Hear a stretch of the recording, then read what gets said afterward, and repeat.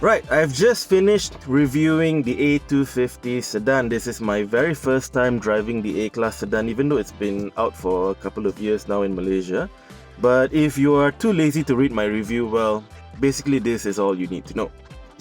Now, the number one, or rather most pressing question is the reason behind the A250 Sedan when you have the biggest C-Class, which is supposedly higher up the food chain. I mean, C comes later than A. Now, the biggest reason why this costs more than a C200 is because the A-Class sedan is fully imported, whereas the C-Class is locally assembled in Malaysia.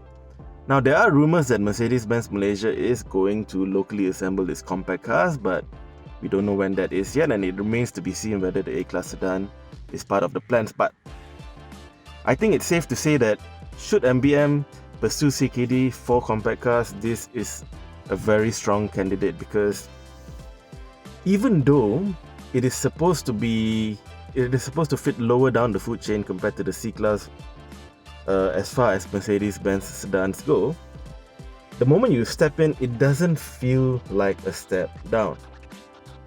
The thing that really hits you most is, of course, it is a more futuristic cabin, a more futuristic dashboard. That's because the A-Class, the W177 A-Class hatchback, which the V177 is based on, is essentially the first mass-produced Mercedes-Benz that was built from the ground up with MBUX, or the Mercedes-Benz user experience. So everything from the dash, from the layout, and the controls was designed with the added connectivity and multimedia in mind. So of course it feels like a more advanced car, whereas for the W205, the C-Class, MBUX was integrated later on as part of the facelift. So some parts of the car, some parts of the interior still feel like it is a generation behind. So in terms of tech, in terms of look and feel, things are in the favor of the A-Class. The number two thing, well, for this is the A250, so you are not getting the 1.3 liter engine that, well, some people love, some people hate in the smaller 200 series compact cars from Mercedes-Benz's range. This is a proper 2 liter 4-cylinder turbo with about 220 plus horsepower and 350 Newton meters of torque. It's very punchy, of course. I mean, it's almost like Golf GTI kind of figures in a car that is essentially packaged the same way. It's compact, front-wheel drive, so yeah, it is very peppy to drive. It has quite a lot of zing in the straight line, through corners, very zippy in town.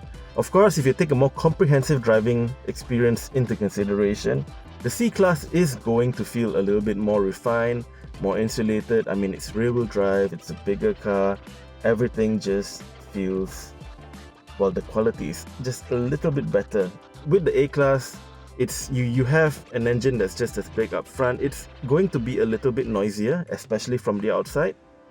And in terms of steering, being a front-wheel drive, it steers very quickly, very accurately, but it just has this edginess of a front-wheel drive car, not so much the sensation you get when steering a rear-wheel drive, where you're being pushed by the back rather than pulled from the front. I've not really had a chance to sit in the back, but I've had 2 passengers in the back, no complaints. What I'm really impressed by is that the boot is huge, 420 liters. If I'm not mistaken, that's about 50 liters more than you get in the hatchback.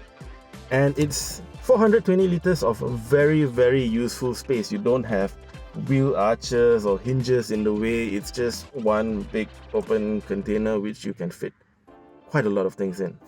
So overall, for about 260,000 after you factor in the SST exemption, well, if you're quick enough, it is a very refined sedan. I really like it very much. As for whether I would get it over the C-Class, I mean, it wasn't built to cannibalize its own sibling, but of course, that's the question that, again, the biggest question when they're priced so close together. It still has its merits. I do believe that it is either or. You're going to want one and not the other. It's not going to be a case of being too difficult to choose.